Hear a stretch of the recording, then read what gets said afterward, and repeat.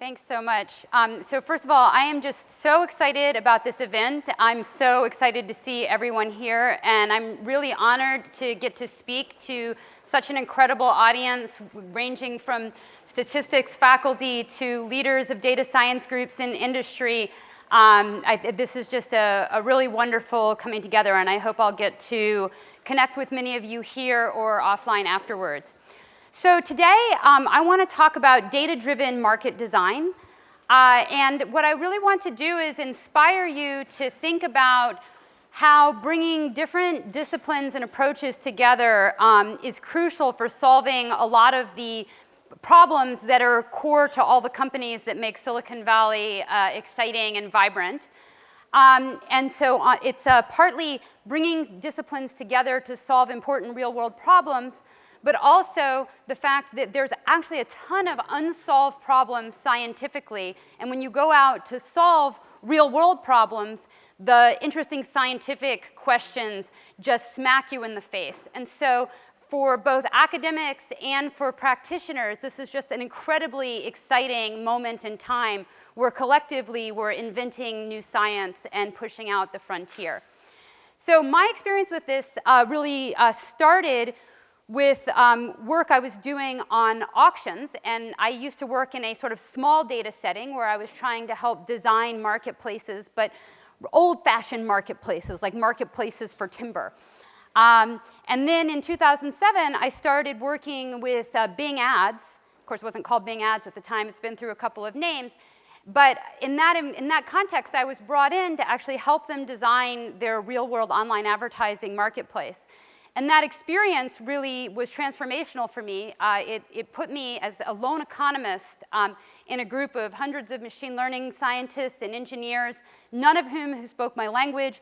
They kind of had an idea I was some kind of famous professor, but that got no credibility in terms of actually doing anything.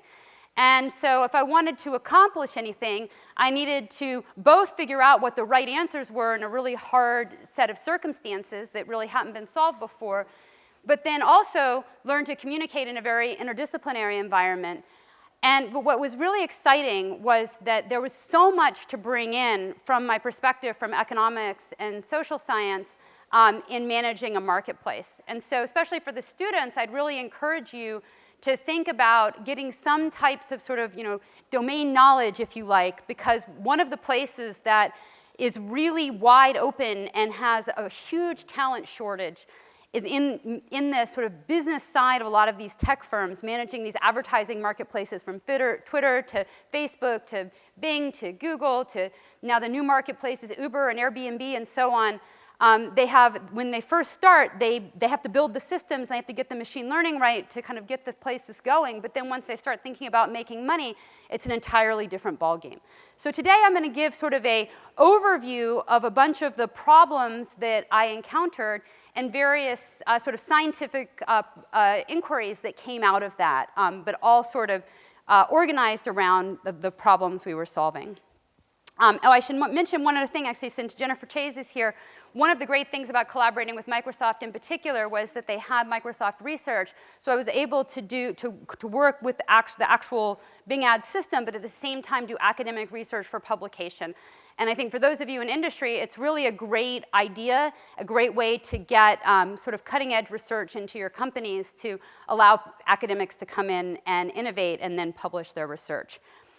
So just to get started, of course, what makes Silicon Valley hum are all of these marketplaces. So the new ones, Uber, Lyft, Airbnb, TaskRabbit, Rover.com, a dog walking service, Zeal. Did you guys know that you can push a button on your phone and a masseuse will come to your house in an hour with a table and give you a massage at 9:30 at night? Good if you've been sitting in front of your computer all day.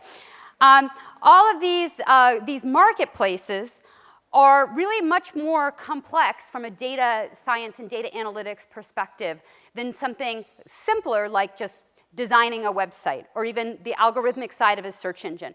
Conceptually, those problems are much, much simpler than doing data science for marketplaces. And so I'm going to talk about all the complications that come up when trying to do data science for a marketplace. And one of the big aspects of it is that what a marketplace is doing is it's bringing together different groups of customers. And often the user side, the individual user side, is hard, but it's actually much easier than sort of the business side, the seller side, where you have people who are deciding, making a profit-maximizing decision of whether to come into your marketplace. They can be quite sophisticated. If you make a change, they're going to optimize against each other, against you. They're using computer programs to figure out how to maximize their profits on your system. And so their behavior can be much harder to measure and predict. So, when I think about marketplace design, just to get a sense of like what are the core problems that, that companies deal with and that economists study when it comes to marketplaces, well, you're bringing together buyers and sellers. And so what the platform itself has an enormous set of decisions to make, a really wide range of choices. They have to figure out, how do you price? What's the pricing model? Who sets the prices? Does the seller set them? Does the platform set them? How do I charge? Do I charge people for posting a listing on eBay? Do I charge a percentage of the transaction? Lots of different options there. And then the sort of the science in the background, I have all these algorithms. I have these algorithms that figure out when you put a query into eBay, when you put a query into Bing, which ads show, which algorithmic results show. When I put a query into eBay, which sellers do I put forward? And those algorithms are really at the heart of innovation for these companies. And if you want to think about how would I make 10% more money at eBay or 10% more money from my advertising or so on, that's generally going to come through innovations in the algorithms. And so you're going to have one set of rules, one set of machine learning algorithms that are used to decide what to put forward. If you have a new innovation, you're going to have to test whether that new one does better or worse. And so that's where data science is going to come in to decide not just how to build the algorithms, but how to measure them and how to know if you have a good one. And just to get a sense of sort of how non-obvious all this is and how much variation there is, if we just think about three platforms, Uber, TaskRabbit, and eBay, Uber is going to dynamically set prices, take it or leave it on both sides of the market. So the sellers and the buyers don't pick the prices, the platform does it. They optimize, and then if you push a button, they're going to choose the car for you. And if you think about the urgency and the time sensitivity, they just say, look, no customization is worth the frictions that we might put in there. Then they have ranking algorithms to choose the cars, and that's going to consider things like distance and the quality of the sellers. TaskRabbit was a labor marketplace. It started out with more of an eBay-like model. If you wanted somebody to do something for you, then you would post the task and people would bid for it. That had really high friction. About half the tasks posted did not result in a transaction. So then they redesigned their marketplace so that the workers post hourly rates in general categories, and if you need a task done, you search, and they'll show you people by capability and price and availability. Then at eBay, it started out also as an auction-based platform. Now it's mostly become a buy-it-now platform. And their ranking rules have shifted pretty dramatically over time as well. And so if you think about all these decisions, like how did TaskRabbit decide? What if you were trying to evaluate or advise, should I change my market design? How would you use data to make that decision? And I had a student who actually wrote her PhD thesis on just that here at Stanford. And so she needed to look at not just basic metrics like conversions and so on, but also she estimated a model of the TaskRabbit worker behavior in order to estimate what would happen if she changed the marketplace design. And so that's the kind of thing that economists do as their bread and butter. Empirical economics is in the business of trying to build models and estimate those models to make counterfactual predictions. It is not widely adopted in industry. And in the field of data science, that type of modeling. But for some problems, it can be really essential. I would say probably the biggest success in practice of those types of models is estimating demand. So every consumer packaged goods company has a team of people estimating consumer demand as a function of good characteristics, doing models of imperfect competition, predicting what would happen if you changed prices. So the pricing models are very widely used in practice. But a lot of these platform companies have not done as much with those style of models. I've got a lot of research in that myself. I'm not going to be able to cover it in a lot of detail today, but I'll refer to that back at the end of the talk. So from an economic perspective, what matters for market design in a marketplace? Well, what theory says is that you should focus on efficiency and long-term participation. Of course, how much you weigh depends on the marketplace. But generally, if you're a platform bringing together buyers and sellers for transactions, you're roughly, the surplus you create, the value created from your marketplace is going to depend on how many transactions you do. So if you have an inefficiency in your marketplace, a friction that keeps people from doing transactions, then you're shrinking your pie. And you can't eat a pie that doesn't exist. So the most important thing is to make a really big pie. And then the second thing is, if you're going to figure out how to charge, you need to figure out how to charge and how to set up your marketplace in order to create frictions in the places where frictions are least problematic. So I'm going to worry a lot about the happiness of the people who are about to leave, and I'm not going to worry so much about the people, if I make their lives a little bit harder, they won't leave. So in the beginning of a marketplace, like Uber needs to bribe drivers to keep cell phones on, and TaskRabbit needs to make it very friendly for the workers. But after they have enough of them on the platform, then the sell side gets squeezed, and they have to put more attention to the buy side of the market or the user side. And that's a measurement exercise to know where you are in that process. You have to understand who is it that if I lower the wage for the Uber drivers, or if I force the TaskRabbit sellers to post their availability and penalize them if they don't keep it current, that's a friction on the worker side. I need to understand, is that actually going to diminish the value creation on my platform? And in some cases, it doesn't diminish it very much because you have enough workers. And so it's better for the platform perspective to squeeze that side in order to make it better for buyers. You get more buyers on the platform. I had a guest speaker in my class from eBay who was VP of selling for a long time. He was really, Todd Lutwak is his name. He's very sharp on marketplace issues. He said he got criticized at some point. He was VP of selling, and people asked, well, how can you be paying so much attention to buying? I'm sure you should change your title to VP of buying. And he said, no. I'm VP of selling. I create value for sellers by attracting buyers. And that's the subtlety of a platform market. You have to understand and measure not just what happens on one side of the market, but how it's going to affect the other side of the market. If you think about how hard it is just to measure one-sided markets, well, those types of measurement of indirect network effects and scale economies from buyers to sellers and sellers to buyers is a very difficult measurement exercise. But it is the most important thing from a theoretical perspective. And then, when we think about the auction design in an auction-based marketplace or the pricing model, what really matters is what happens in the long term. So if I change the way the auctions work, if I change my pricing model, it's easy to measure the short-term effects, and that's what people often pay a lot of attention to. But often, the more important implications are for long-term participation and value creation on the platform. So this is something that back in my old days when I worked on timber, I did a lot of research showing that in timber auction design, changing from, say, first price auction to open ascending auctions, what had a much larger effect when you took into account the participation and whether or not small bidders participated and made the auctions more competitive.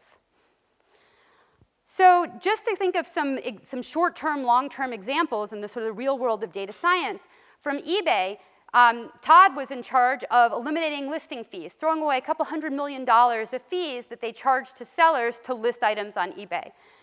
Taking away picture fees. They used to charge like 25 cents a picture, another couple $100 million of revenue. So how do you as a data scientist decide, I'm going to throw away $200 million worth of revenue on the theory that I'm going to get it back? Those are the types of problems that I've worked on all the time at Microsoft. And I'll tell you that it's a very challenging problem for a data scientist. It's much easier to say, here's something that's going to make a lot of money in the short run, and maybe in the long run some of that goes away, but here I can demonstrate the short-term benefit. So both of those cases turned out to be highly profitable. Eliminating listing fees got more listings, and in addition, the sellers came to eBay, and when they came to eBay to check on their listings, they also bought. Putting up more pictures made more transactions get consummated. So these are the types of things that you have to think about in terms of market design. So how do you influence market design? Well, first of all, a theoretical framework is key. I've just talked about all these long-term effects and feedbacks across the side of the market and seller elasticities and buyer elasticities. If you don't have a good theoretical framework to build on and just ask your data to speak to you, you'll never possibly find what you're looking for. You'll never make sense. And so the places where theory is particularly important is where measurement falls short. The places where it's hard to measure the long-term effects. So you need to make your arguments coherent, precise, identify these equilibrium and long-term effects, and incorporate the feedback effects and responses. And that's where the social sciences, and particularly economics, can be very helpful. So let's now talk about what you do exactly with data in these circumstances. So data, of course, can inform what kinds of designs will work better or worse in a range of environments. Advocacy for design issues is going to be much more effective if you have a theory and data combined. So if your theory says, here are the things that should matter, and now I'm going to go out and measure this particular elasticity, this seller responsiveness, this buyer responsiveness. How do they respond to frictions? And if I have some idea about the feedback effects, I can try to measure those too. Now, in this environment, we run into a big conflict between, that all sounds good. I mean, how could you run a marketplace without thinking about those things? Well, part of the reason I'm emphasizing this so much is that most marketplaces today, including all the ones that fund our valley, don't do this very well. And they actually ignore these effects systematically all the time. So why is that? Why do people ignore all of these common sense logical things that I just told you? Well, one of the engines of innovation in all these big tech companies is A/B testing and experimentation. So how do you improve really fast? You have to do thousands of experiments a year. You have an A/B testing platform. You look at the results, and if it looks good, you ship.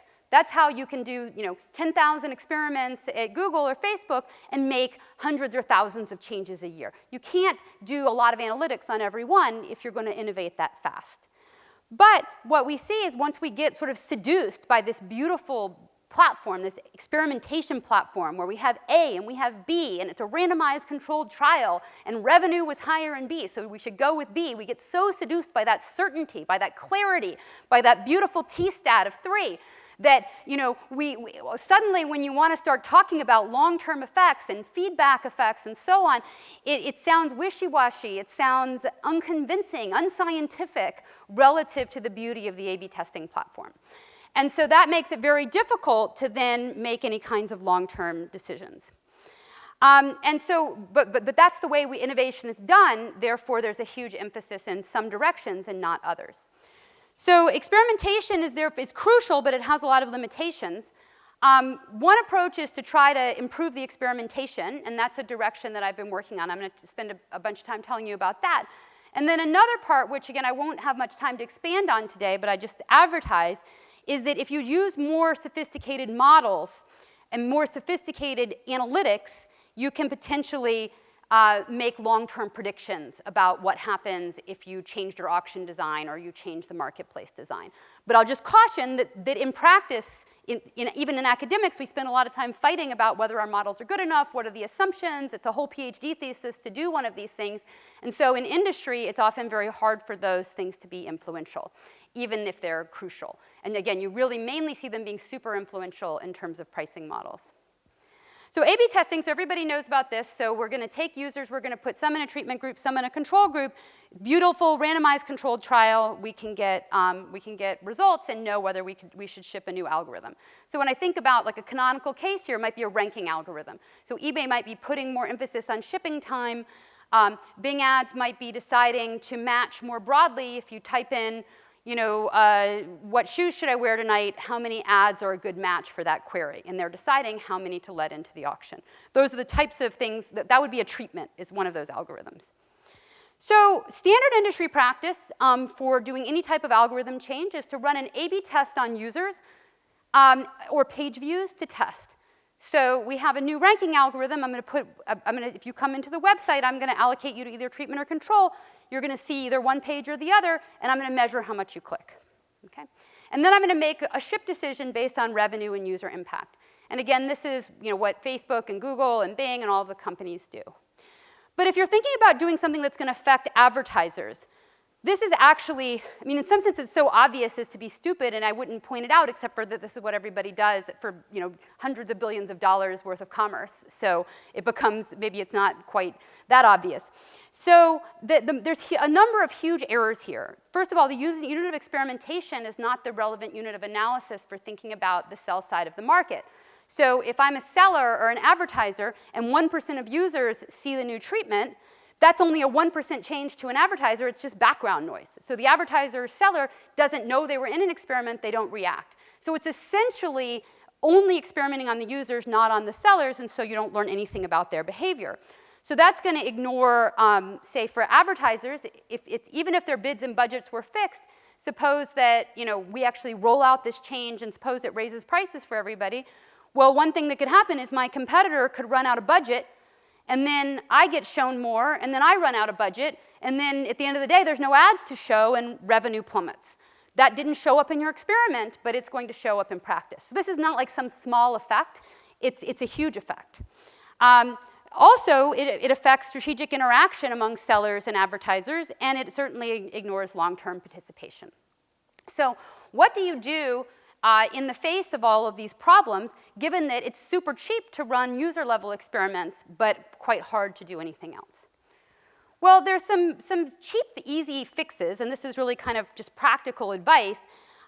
First of all, you can just try to change what you're measuring. So if I did an experiment, let's use an example from search, where when somebody puts in, what shoes should I wear tonight, I show them an auto insurance ad. Okay. Now, you wouldn't do this on purpose, but we all know algorithms make mistakes, and so suppose your algorithm just happened to make a few more of those mistakes. What does that look like in the A/B test? Revenue through the roof. I'm putting up $30 per click ads on a query that should be worth, you know, 5 cents a click. So I'm going to make a lot more money. That's going to look good in my experiment. And since it's easy to make these mistakes by accident, you're going to tend to ship algorithms that make a lot of those mistakes. And over time, after a couple of months, suddenly you're showing terrible ads, and you didn't really realize it. So one thing you can do is you can actually not evaluate the experiment on the revenue you actually got in the experiment. You can say, some of that revenue I'm going to throw away from an evaluation perspective.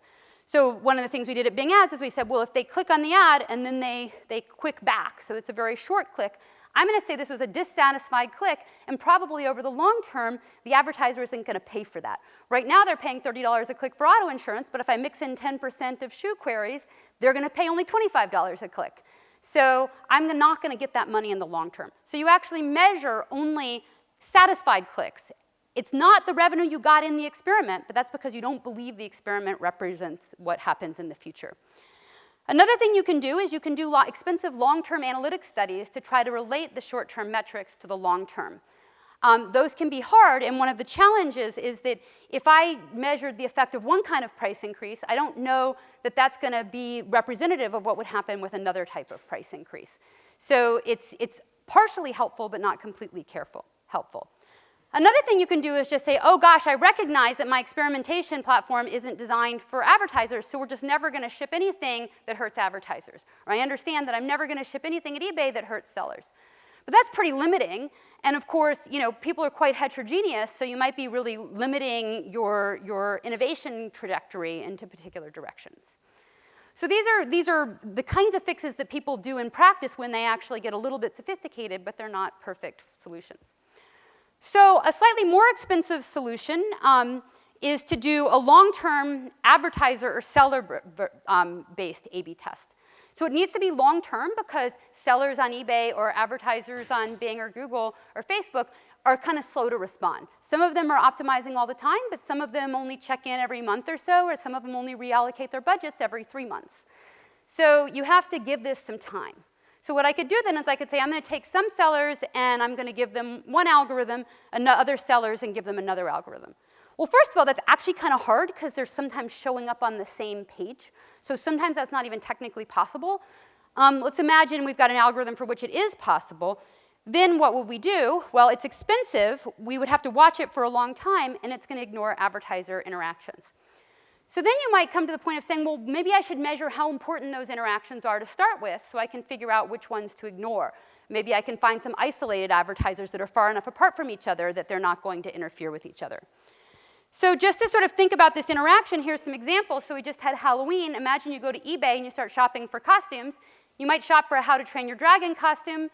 You might, and by the way, I'm not going to say this is for my boy because this was what my girl wore. If you had a girly girl, you might search for a Frozen outfit or perhaps for your son. But you might also, while you were there, shop for How to Train Your Dragon toys. So you can imagine there might be some How to Train Your Dragon-focused sellers, and there might be some costume-focused sellers, and they're going to interact. So I can think in general of e-commerce markets like eBay, Amazon Marketplace, and Bing Ads, Google Ads as bipartite graphs. So everybody is in some way linked to everybody else through the overlapping queries they're shown with. If you think on eBay, how do people compete? It's in these lists of products that are shown. And so how competitive a seller is depends on who eBay puts up next to each other. So I can think about the sellers being linked to queries and therefore linked to each other. Now, what I might ask in this kind of network is, can I test whether there are peer effects or whether there are friends of friends effects? And of course, this is something you might also ask in Facebook. And in the research paper I did this, I worked on this. We worked with people from Facebook. So how can I test these hypotheses? Well, actually, amazingly enough, there's sort of an unsolved statistical problem of just how do you test hypotheses on networks? Because, of course, everybody is sort of correlated with each other, and how do I do my asymptotics? If I have all the sellers on eBay, what does it mean to kind of grow the sellers? Like, I have them all. Okay, well, Jennifer's smiling. So, of course, Jennifer did some work on how to do this. But, you know, if I think about I have all the MIT undergrads and I've given them all Bitcoins, that's another experiment I did, network experiment. I don't really want to grow the MIT network. I want to look at the network I have. So what I did with a couple of co-authors is we developed a theory for how to do exact hypothesis tests without making any assumptions for various hypotheses of the form treating unit J related to unit I in way Z has no effect. For example, friends of friends have no effect on me. Or only the fraction of my neighbors treated matters, but not their location in the network. So what we did was we extended Fisher exact hypothesis testing, or permutation tests as they're sometimes called, to these non-sharp null hypotheses to come up with good ways to test interactions. And so in principle, in my advertiser or seller example, I could test the hypothesis that, say, two links of a certain distance aren't important, and then I could ignore them, and then that would help me design experiments in this network setting, only focusing on interactions that were tested to be important. So another way that you can think about this, suppose interactions are important, like these sellers compete, they change prices in response to each other, so I can't reject that they don't matter, and I really need to think about their interactions. So a second class of solutions is to do something called community detection and try to divide my network into some subnetworks that hopefully don't interact too much. And then what I might do is experiment on the network, on the subnetworks, and say, well, that's going to tell me what would happen if me and all my neighbors were treated, or if me and all my neighbors were not treated. So this is a current area of research. For example, Johan Ugander, who's a professor here at Stanford, was a postdoc at MSR last year, has done some work on this with Kleinberg and other co-authors. And so what they try to do is they try to say the treatment is having a high share of friends treated. And the problem you're going to have is that you're going to have people, since these aren't really non-overlapping networks, people on the boundary of a subgroup are going to have a lot of friends who are treated, but also friends who are not treated. So they're going to see a mix. And of course, it's not random, the people who are on the edges of groups, rather in the center of groups. And so even though you did a randomized experiment, the people who actually got fully treated is not random, because it depends on their place in the network structure. So Ugander proposes this propensity score weighting to adjust for the non-random assignment to being fully treated and ignoring some of the people. Like if you have too much overlap, you get cut out, and then I try to adjust for that selection. This is really an open area. It's something that folks at Facebook and other places are actively working on. And it's a very exciting area, I think, really interesting. Okay, so then putting that together, a long-term solution based on this would be to cluster advertisers, do a bipartite graph that helps you figure out good clusters and experiment on the clusters, but then you have a hard analysis problem afterwards. So two more approaches that I've worked on are approaches where you try to study heterogeneous effects and make predictions from that and build insight. or do economic models that require a lot more assumptions, but then make much more specific predictions. So again, I won't tell you the details today of the economic side, because probably it's pretty far from the way most people here do their work. So let me spend the rest of my time talking about A/B tests and heterogeneity. So I'll use a motivating example as an experiment I ran on Bing, where we flipped the order of results. So we took position 1 into position 3, into position 5, or into position 10, and saw how many clicks you lost. But an experiment like this is going to have quite heterogeneous effects, because for some types of queries, position would matter a lot, and for other types of queries, you kind of know where you're going, and the rankings is going to have less of an impact. So this isn't the kind of experiment that you run every day. This is the kind of experiment you do to derive insight, but I'm going to use it for analysis, because it's a clean one that's easy to describe. Okay, so I want to learn about heterogeneous treatment effects in this setting. So if I can see that some types of advertisers are really affected by a treatment and others are not, that can help me make long-term predictions, especially if I know that some advertisers are also not very responsive, for example. So if I hurt really responsive advertisers, that might be a very different type of concern than if I hurt advertisers who never pay any attention anyways. So what I do in a series of papers is figure out how to systematically measure heterogeneous treatment effects. I'll talk about it today in A/B testing. We also have it for observational studies as well, but all the math I'll show you today results are from A/B testing. And so this is something that actually we're having a lot of interest from tech companies in building into their A/B testing platforms. And so the idea is that when you run an experiment, you'd like the engineers just be able to push a button and say, well, how did my algorithm work? Where did it work well? Where did it not work well? That gives them insight that they can use to make better algorithms. It also would allow you to say, well, we got a statistically significant positive effect in this particular vertical or for these particular types of queries. So we can go ahead and ship your algorithm there, but you need to go back to the drawing board on other parts of the platform. So it can be used for decisions. So there's actually, I have 2 papers, one with Hito Imbens, one with Stefan Wager, who's a stats department PhD student, where we do 2 different things that are complementary. So one paper tries to do data-driven searches for subgroups. The other does fully personalized predictions. And I don't think of these as competitors. I think that they're complements, and they're really also for somewhat different purposes.